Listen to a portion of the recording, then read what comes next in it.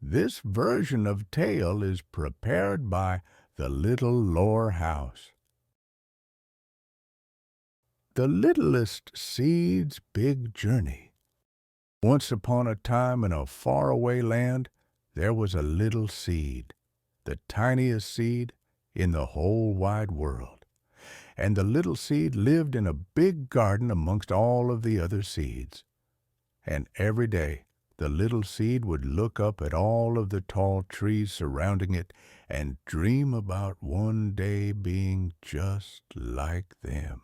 One day the little seed was so overcome with wanderlust that it could take it no longer. It had to leave the garden and start its journey to becoming a big tree.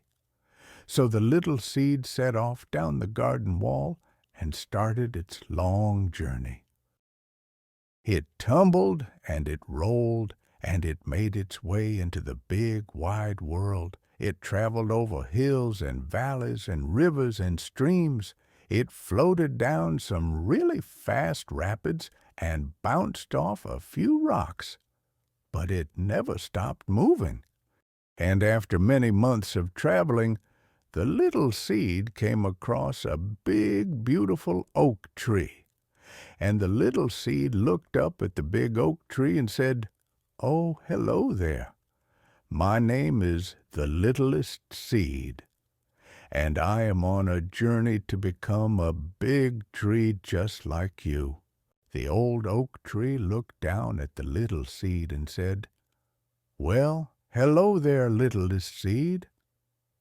That's a wonderful dream you have, but it's going to take more than just your small self to do it. You need to find bigger things to help you along the way." So the littlest seed thanked the oak tree for its wisdom and continued on its way. It traveled on and on until it came across a babbling brook. And the littlest seed sat down on the bank of the brook and said, "Oh, how I wish I was a big tree by the river just like you, having all of this water to drink."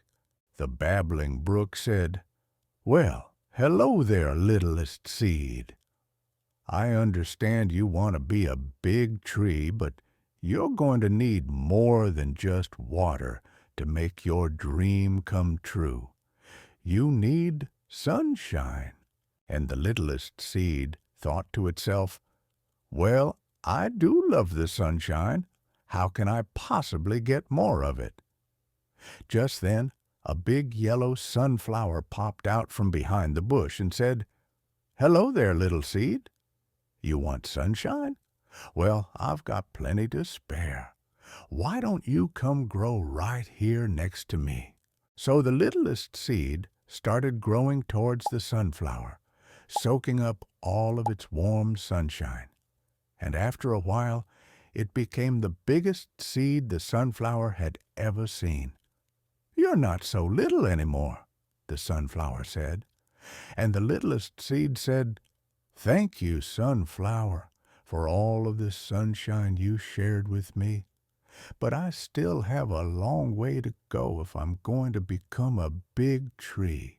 So the littlest seed continued on its way until it came across a big, strong maple tree. And the littlest seed said, "Oh, hello there, Mr. Maple Tree. My name is the Littlest Seed, and I am on a journey to become a big tree just like you. Can you help me?" The maple tree looked down at the seed and said, "Well, hello there. Of course I can help you. You need to be planted in the ground to grow into a big tree, my little seed friend." And the littlest seed thought to itself, "Well, how can I possibly get into the ground?" Just then, an old blue jay swooped down from its branch and said, "Hello there, little seed. You want to be planted in the ground? Well, I'll plant you." And the blue jay took the littlest seed and planted it deep in the ground with its little feet. Then the blue jay said, "Now you need to wait for the rain to water you and the sunshine to grow you. So the littlest seed waited, and it grew until it sprouted up out of the ground as a tiny little tree sapling.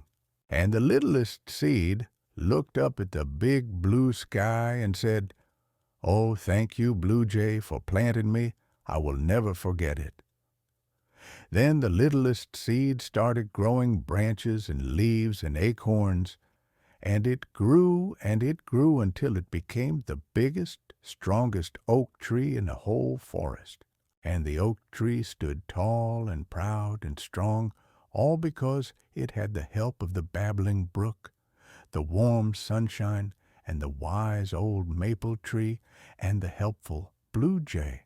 And the oak tree knew that even though it was once the littlest seed, it didn't have to stay that way.